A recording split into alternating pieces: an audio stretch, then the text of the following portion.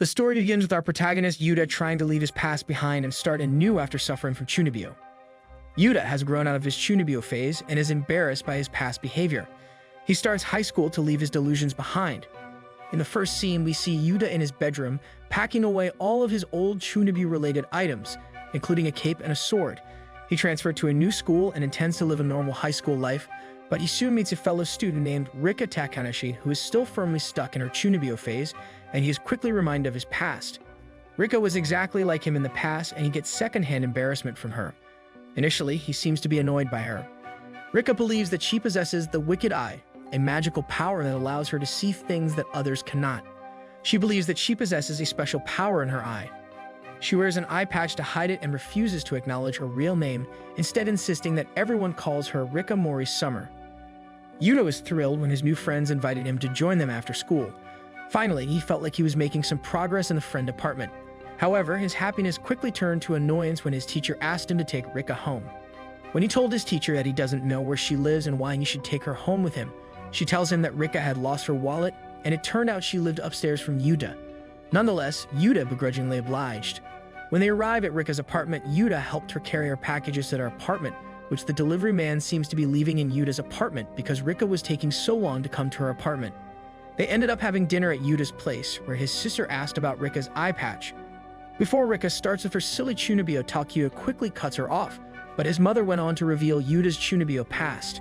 She tells her that he used to talk just like Rika, which embarrassed him to no end. Later on, Yuta and Rika found themselves in Yuta's room as he was sorting through his old Chunibyo-related items. Rika asked him not to throw them away, saying that powers exist and he didn't need to be ashamed of his past. At first, he was just ignoring her, but then her words touched Yuta, and he decided not to discard his belongings after all. The story continues with Yuta lost in a dream about his classmate Nobutani Shinka, with whom he appears to have a crush. He is abruptly awakened by Rika, who sprays water on him. Initially shocked, he quickly becomes annoyed when he realizes it was Rika. A cat suddenly appears on his lap, startling him. Rika explains that she found the cat during her search for an unseen horizon the previous night. As they make their way to school, Rika begs Yuta to keep the cat in his apartment since her sister won't allow it in their house. However, Yuta is still trying to keep his Chunibyo past hidden and quickly refuses. The tension between Rika and Yuta is palpable as they walk to school, with Yuta feeling frustrated by Rika's eccentricities. At school, Yuta is appointed as the class representative along with Nobutani Shinka. They head to the science lab, and while there, Yuta has a conversation with Shinka until Rika arrives and starts talking about her Chunibyo beliefs and the cat she found. Shinka informs them that the cat belongs to one of the students and introduces them to her. Yuta invites the student to their apartment to see her cat, which she agrees to. As they all gather at Rika's apartment, Yuta is amazed by how amazing her room looks. It's filled with all kinds of Chunibyo-related objects and trinkets. While admiring the room, the cat suddenly appears and Tsurukumin denies that it belongs to her. Rika's older sister then enters the room, angrily asking whose cat it is. Rika hurriedly runs away from her sister, having a brief encounter with her. Rika's sister then asks Yuta to take the cat away. He asks why he should, and she blackmails him by threatening to release an embarrassing audio recording of him doing Chunibyo talk 2 years ago. Yuta gets embarrassed and agrees to keep the cat with him. Later, Rika is found unconscious in her room after an encounter with her sister. As her sister tries to find her, Yuta takes the opportunity to grab the audio recording and escape with Rika and Kumin. They hide in a nearby park, where Rika tells them to stay hidden while she handles her sister. She launches into an imaginary fight with her sister, knocking her out. However, her sister takes the audio recording back from Yuta. The story ends with Rika's cat in Yuta's apartment, wanting to go back to Rika. Rika appears to be sad about it, and Yuta feels guilty for his role in taking the cat away from her.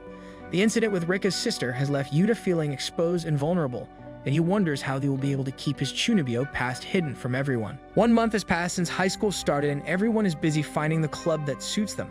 However, Rika seems to have fallen deeper into her Chunibyo behavior, causing her classmates to ignore her.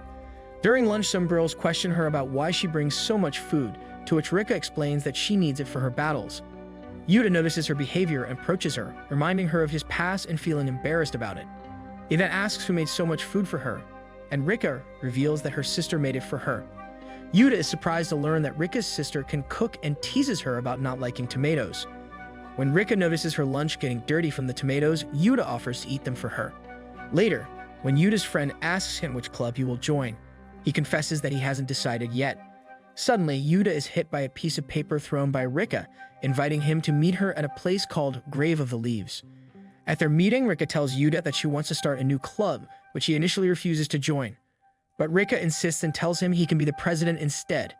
They eventually start their club, which they name the Oriental Magic Club. However, no one seems interested in joining their club, causing Rika to become upset. Yuta sees Shinka in a cheerleading uniform and decides to follow her. Rika suddenly appears in her cheerleading uniform, surprising Yuta with her behavior once again. The two then attend the drama club, where Rika embarrasses Yuta with her Chunibyo antics. As no one is joining their club, Rika calls a friend and tells Yuta that they will join the club tomorrow. The next day, an unknown girl wakes Yuta up, introducing herself as Dekamori Sane, Rika's servant. Rika arrives at Yuta's window and tells Sane that Yuta is her servant. They chat, and Rika tells Yuta that Sane and her cat will join their club. They later give a list of their group members to their teacher, who doesn't allow a cat to join the club. The teacher also assigned them a classroom to use. As they leave school, Yuta tells Rika that he won't join their group, causing her to feel sad. Shinka secretly watches them, and the next day she surprises Yuta by announcing that she has joined their club. Rika changes the club name to Oriental Magic Napping and Summer Club. Yuta was lost in thought during a quiz in his class, wondering why Nibutani had joined Rika's silly club. He couldn't understand why someone as popular and well-liked as Nibutani would join a club like this. Yuta wondered whether Nibutani joined the club because she liked magic, napping, or maybe even him. However, he quickly dismissed the idea of her liking him and decided to find out the truth himself. As he was lost in thought, Yuta was hit by a piece of paper from Rika, which she had folded. After unfolding it, she wrote something about drawing a circle and summoning blood, which he ignored. He retaliated and hit her back, but he was caught by the teacher, and the class laughed at him.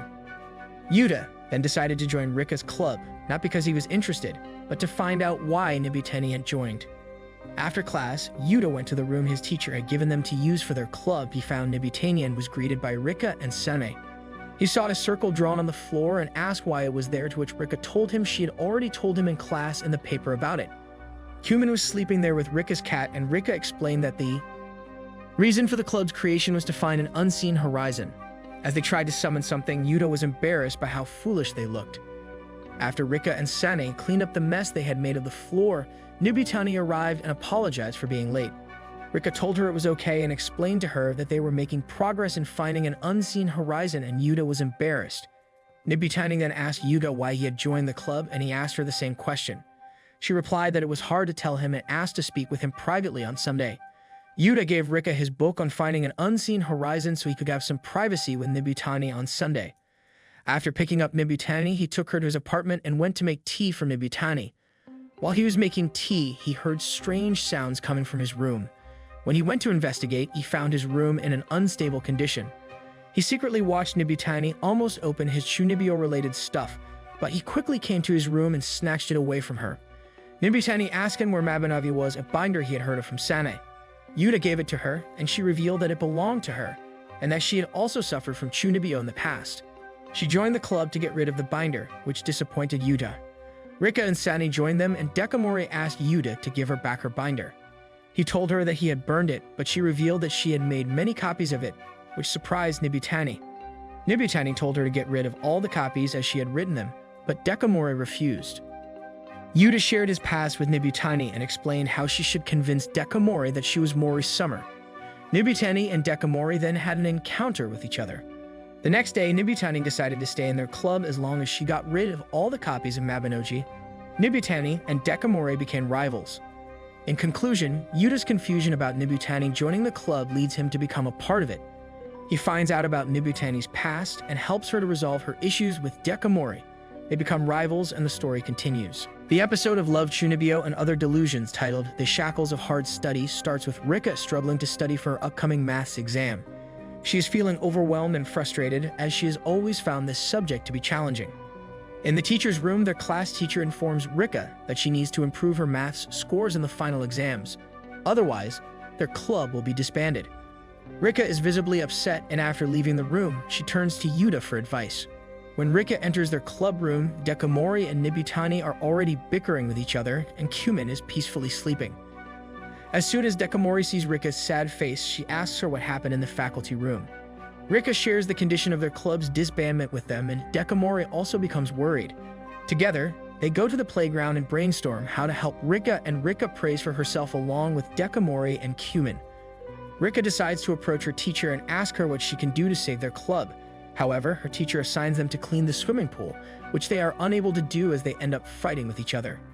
Afterward, Rika's teacher informs her that she can't do anything else other than study hard for the final exam. Feeling sad and defeated, Rika turns to Yuta for help. He agrees to teach her maths, but Rika's Chunibyo thoughts keep interrupting them. Yuta then suggests taking a break, and as Rika makes tea for him, he notices some unwashed dishes and decides to wash them. He asks Rika about her sister, and she reveals that she always comes home late on weekdays and has no friends besides Dekamori and her. This conversation helps Yuta to understand Rika better and sympathize with her.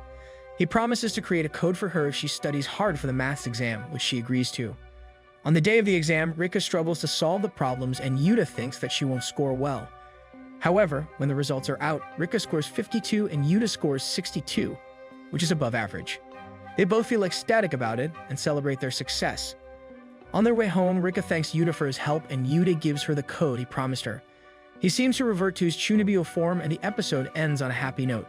Overall, the Shackles of Hard Study episode is a heartwarming story of how Yuta helps Rika to overcome her struggles with maths and how their friendship becomes stronger. It also portrays the importance of understanding and supporting each other, especially during difficult times. Yuta was lounging in his cozy room playing his favorite video game when suddenly Rika's fluffy cat jumped on his lap and blocked his view. It was obvious that the feline was missing its owner. Yuta knocked on the ceiling calling Rika, and within moments she arrived at his doorstep. She excitedly showed him uniform shirts that she had crafted for every club member, but Yuta was hesitant about his dark flame shirt. Nonetheless, when Rika left, he changed his mind and decided to wear it. The following day at school, while everyone was in art class, Ishiki approached Yuta and urged him to meet him after class.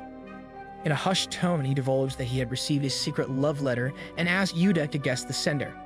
But Yuta advised him to investigate it himself by meeting the mysterious girl.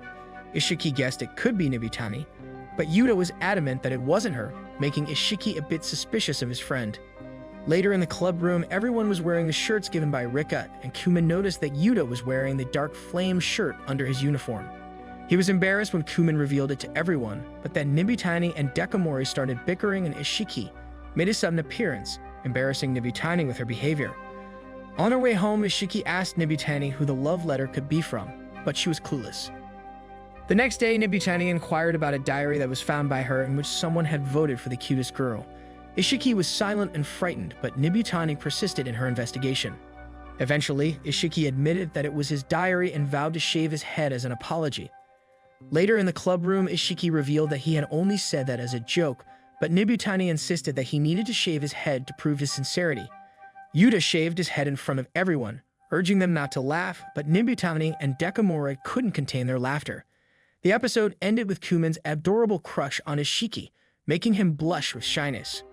In essence, this episode highlights the ups and downs of high school life, including love letters, crushes, embarrassing moments, and the importance of sincerity and accountability. Each character brings their unique personality traits, making the episode amusing and engaging. From Rika's cute cat to Kumin's crush on Ishiki, there's never a dull moment. The show's vocabulary is suitable for a general audience, and the grammar is impeccable, making it a perfect watch for anyone interested in the slice-of-life genre.